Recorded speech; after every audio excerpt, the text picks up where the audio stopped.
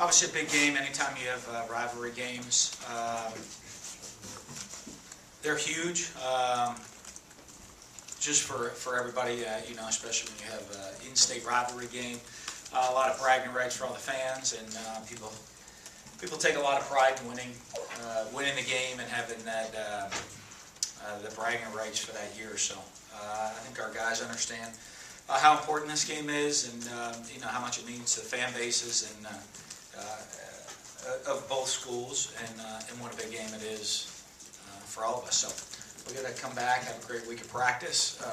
Obviously with Thanksgiving holidays, we'll continue kind of our schedule that we do, where you accelerate a little bit, but there's also some more time because there's less school.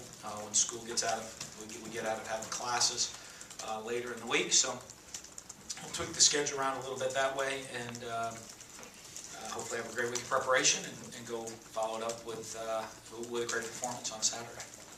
Questions or bit of mic, please?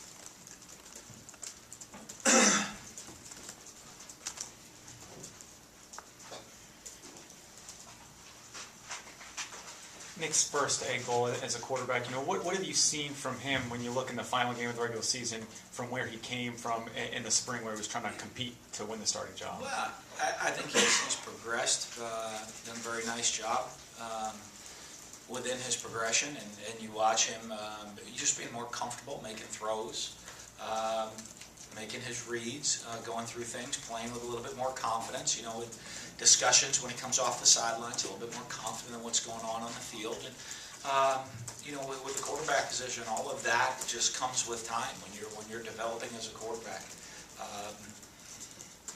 I don't think you can ever get enough game reps and just enough experience. So, but I think he's done a nice job of moving forward and being a better player today than he was at the beginning of the season.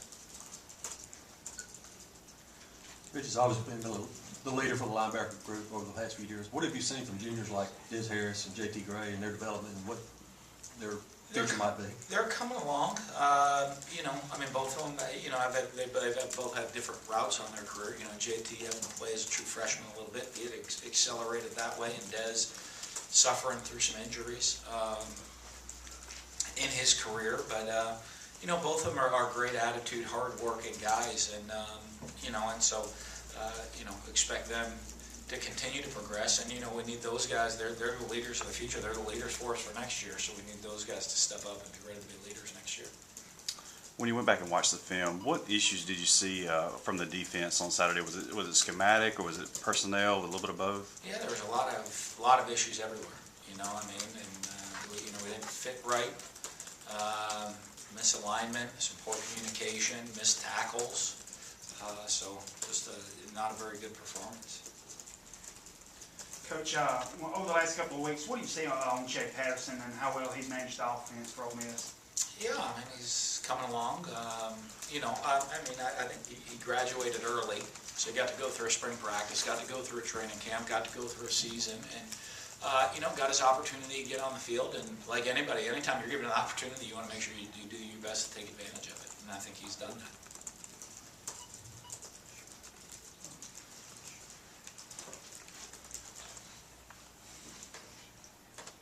Talking about the defense, Dan, I know the last couple of weeks, probably not the best performances and things. I know it's been good teams and all, but how much of a chip do you think's on their shoulder this week after the last couple of weeks, giving us so many points in yards? Well, we'll see. Hopefully a lot. I thought we played a really, really solid defensive game against Texas A&M. Gave up some just explosive plays the last 2 weeks, though. So, part of that is just not giving up all the explosive plays and making sure just being disciplined in what we're doing in our fits and then making the tackles and winning the one-on-one battles. You talked about Patterson's practice in the spring. How did that help Nick as graduating early and then getting that extra spring practice compared to some other people? Well, I think it always helps. Anytime you graduate early, especially at a quarterback. The opportunity to go through spring, it's your first time kind of learning a system. And you learn it, the installation and everything you go through spring is going to be a slowed down version of what you do in training camp.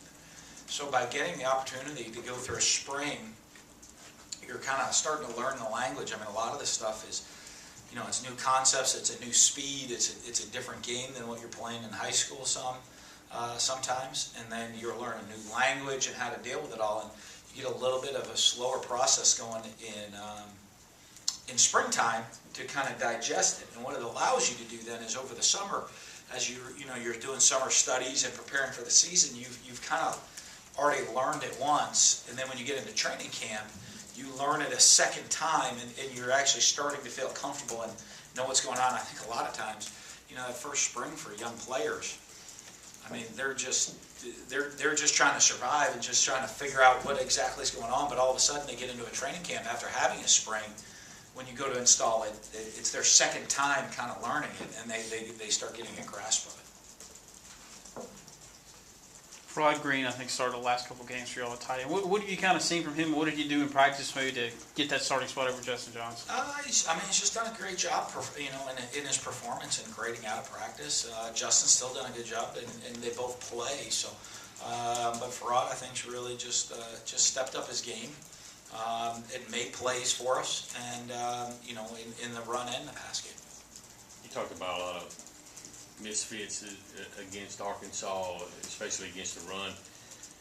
How hard was that for you to watch, being this late in the season, to see those mistakes being made? Well, you know, I mean, you don't always like that, but I mean, they're very different fits than we've had in other weeks because they're a very different style offense. So every week brings its own unique challenges. You've been on both sides of the outcome of this Egg Bowl. What does a win do for it, and what does a loss do for it? How have you seen the program kind of react? The win makes you happy. Loss makes you sad. I don't know that there's much beyond that to be, you know, I don't know that you know, I mean, it makes when you go out on your alumni speaking tour in the spring a lot more fun when you win. It's a lot less fun when you don't. And but as far as effects on the program, I don't know if there's a massive effect one way or the other.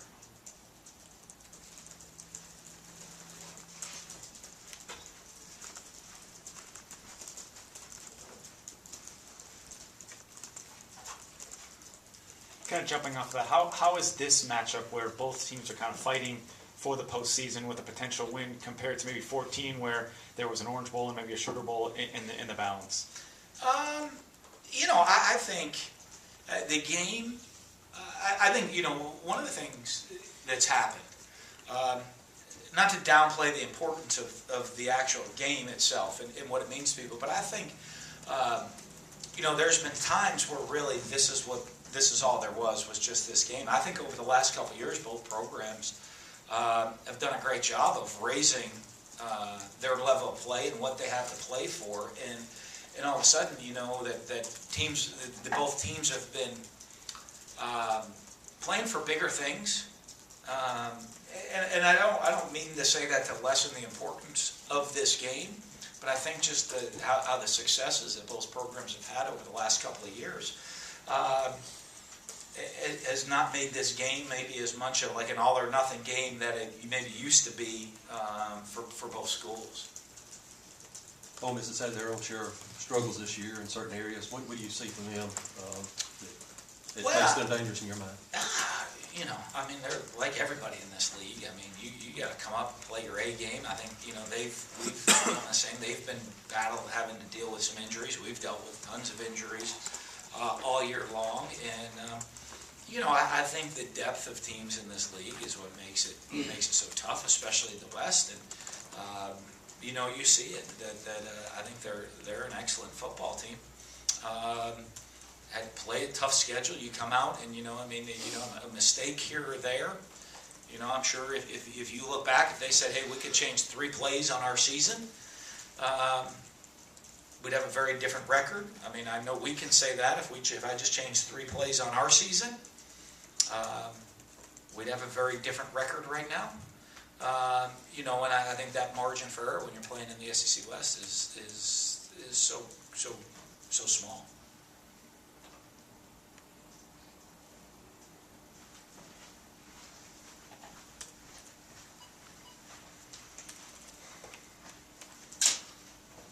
For Richie Brown, it's his last regular season game, 50-year senior. You know, he almost seems to be the identity of, this program evolving and getting better each year. What has he meant to the defense and the program as a whole? You know what, all of those guys, I mean, it's always tough when you see, you're proud of what they've accomplished, what they've become. Richie's a guy that's working on his master's degree, has had a very good career. And to me, what is these young men made a decision 4 or 5 years ago to believe in you, believe in your program, and believe that you can help develop them, to become, as I say, champions in life, not just football. There's so much more to it than just the game of football. I know on the outside a lot we're judged on how many games you win or lose, but on the inside you're judged on how you affect people's lives and develop young men to be successful.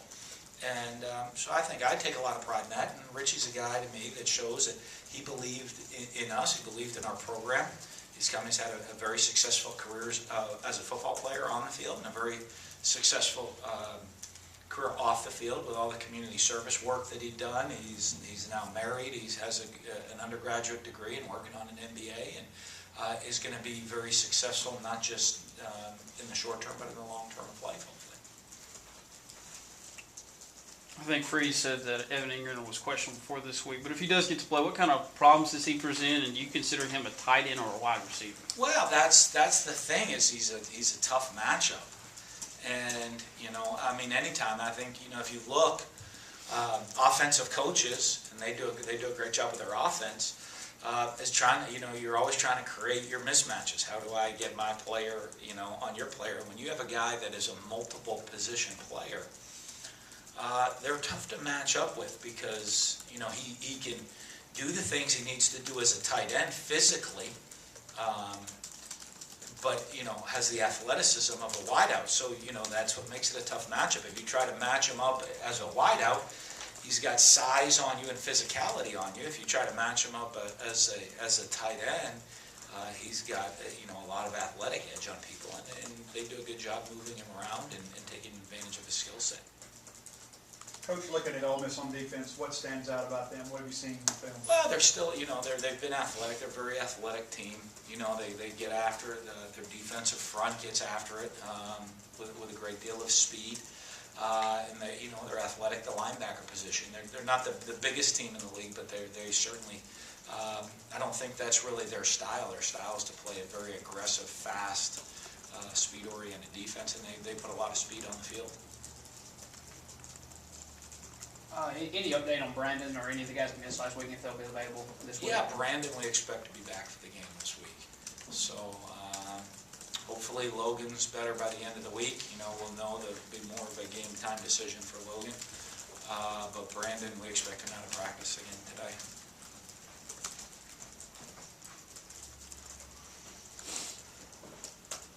Martinez Rankin came in with a lot of expectations, the number 1 JUCO tackle. What makes him go from that, role as a number 1 guy kind of coming in into an actual starting? What needs to happen to become that starter? Well, a lot of development. Like I said, your recruiting rankings really don't have a lot to do with your ability to play. They just have a lot to do with your recruiting ranking. What you have to do is come and work once you get, I think maybe some of the rankings look at maybe potential. Like I said, some are really easy to see. Like say, hey, that guy's spectacular. That's not hard to see. But I think a lot of those guys, it's the transition from the recruiting to actually going in and putting in the hard work, putting in the time physically, putting in the time mentally, putting in the time with your technique to learn the position and become a great player at that level. At the next level. But that's constantly happening. I'm sure there's high school coaches out watching the, Pop Warner Fields and saying, hey, I can't wait to get this guy on the roster. But if they don't develop, they don't develop. And there's, the same thing goes from high school to college or junior college. And then a lot of it goes from college even into the pro ranks, you're kind of rated a lot on your potential, but if you don't show up and go to work every day and develop, you're not going to improve.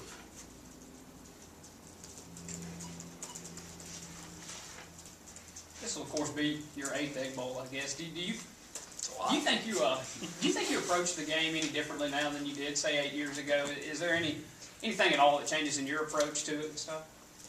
No, I mean, obviously, I think I'm sure I've matured as a coach throughout the last 8 years, right? I mean, I'll be, and grown as a coach, but I think you're always doing that. So, but, not really. I think, I think early on, I mean, in getting into coaching and started to learn and understand the importance of rivalry games and what it means to everybody. And so that, you always treat these weeks just a little bit different, I mean, and, I don't care what rivalry you're in, I mean, you beat Notre Dame, USC, you beat Ohio State, Michigan, Florida State, played coached in the Bowling Green, Toledo matchup, Utah, BYU, I mean, you look, Auburn, Alabama this week, I guarantee you both those schools, it's just a little different feeling. Around the office, around the building, around your preparation, when you're playing the big rivalry game, and it just always has a little different feel to it. I've always understood that. I understood that, I think, coming in year one, and hasn't changed for me to this day.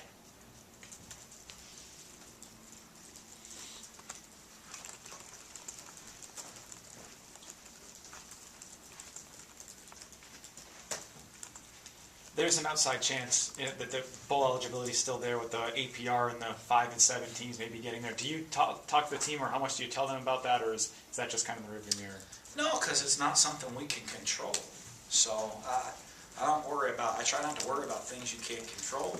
I mean, if that happens, it'd be a heck of a deal, right? I mean, I'd be happy to go. I'm sure our players would be happy. I think everybody knows I'm such a proponent of the bowl system and what it means and all of those things. And there'll people say, hey, should 5 and 7 teams get to go? I guess you can make that argument in tradition too. But just the general bowl game experience, I think, is just tremendous for all the student athletes. A tremendous experience for them. So, but I don't know. Someone came and the phone rang and invited us. I don't know that it's my decision. I'm sure it's above me, that decision, but I know I wouldn't say no. Is it John Cohen decision? Is it an SEC decision? Do you even know where that ranks? I haven't even thought a bit about it, or how the process even goes. Of, I guess there's a pool of eligible teams, and then the bowl. I wouldn't even know the process. Right. Like, do you fill your? Would we fill an SEC slot? Do you fill an outside slot? Do you fill this or that? I wouldn't even know how any of that worked. I wouldn't mind trying to find out, though. I'd take a win and maybe look into it. We get a win on Saturday, I'll start looking into it that night. Coach, what would a win mean to this team after this season? Well, it'd be huge. I mean, you look, to finish, to finish the season on a win is so important to me, because you don't play again for 9 months, or 10 months, or however long it is, or 8, depending whenever your last game is. And so, one, for the people that have, these young men that have put so much into the program, for their last experience to walk off the field with a win is a pretty special memory. For the guys for all of us still here, to spend to be coming off a win in your last game, going into the next season, is just a great feeling for that time span, because you don't tough thing is, you have a tough loss like we did on Saturday. You get to get back to work on Sunday, and you get to go try to change it around, 7 days later. After this game, you don't get to play for quite a long time again, so you don't want to be stuck with that feeling in your stomach. Good.